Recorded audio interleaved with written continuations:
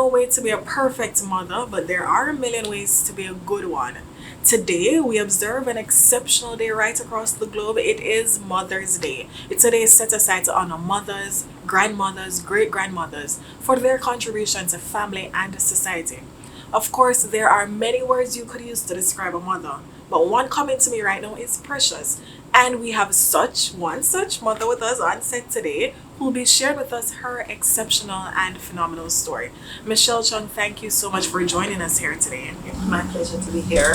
All right, Michelle, so you're a mother of 5 children ranging from ages 20 to 5. wow. You're also a student and a wife. That's really a lot. What is it like really being a mother? A mother is a journey. I have been disciplined. I have learned a lot of lessons.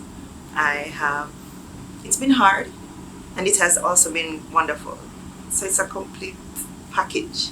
All right, Michelle, so talk to us about the dynamics of working and being a mother. To get up every morning, it's always difficult. Some mornings I don't want to. Some mornings I'm excited to start the day. I'm faced with challenges because, personalities and what is required, and then to execute all of that and then go to work and execute what you have to do at work, pick them up from school, and to do this every day, it's very challenging. You spoke about personalities, and I can imagine there are 5 children, different personalities. What is it like, studying? You're studying at the tertiary level, right? Right. Pursuing a bachelor's. Right. How do you manage that dynamic now with also being a mother? For the first semester, I cried. I said, "What are you doing? You're not cut out for this. Why are you taking on school now? You're too old to go back to school." But I also had dreams, and I put them on pause to cater to my children. And I said, "No, I want to do it. I'm going to go for it." And there are times that I have to stay up late. There are times that I don't get much sleep. There are times I have to be doing my schoolwork, kids' school, helping them with their homework, cooking. I'm in class because classes are in the evening. And I've grown to appreciate the challenges and also to bask in the rewards. Alright, so what really got you beyond the point of first semester and really get into the area of accepting all of those challenges and appreciating them? Loving myself. I love myself enough to believe that I can do it, that it's possible.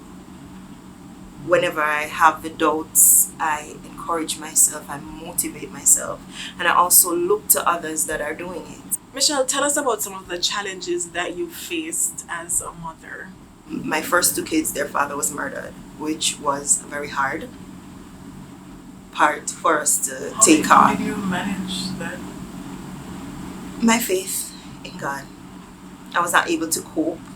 It was really, really, really hard at one point, because I didn't want that for my sons. And I decided that I'm not going to give up. I'm not going to quit. I'm just going to keep pushing.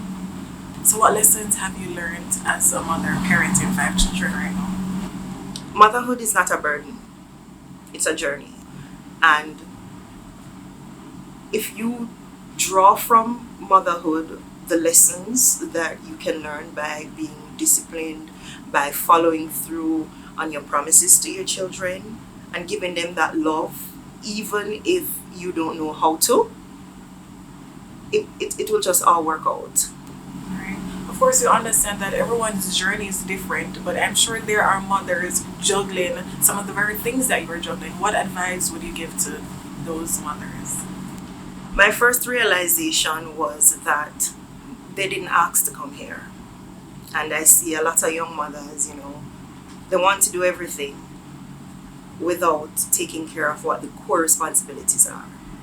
Children, you got them here. You're responsible for them. You're to take them to that point. So when I bear that in mind, I would encourage mothers to always remember that you have a responsibility to nurture them, to love them, to educate them, to see them through the worst parts, as we like to say in Jamaica, and they will they will always cherish you for that. Could you have done any of this without the support of family, a significant other, or anyone else around you? Never. Never. Because there are times when I just cry and my husband is not really he doesn't really understand emotions, but he would just put his hand on my shoulder. He would just give me a hug.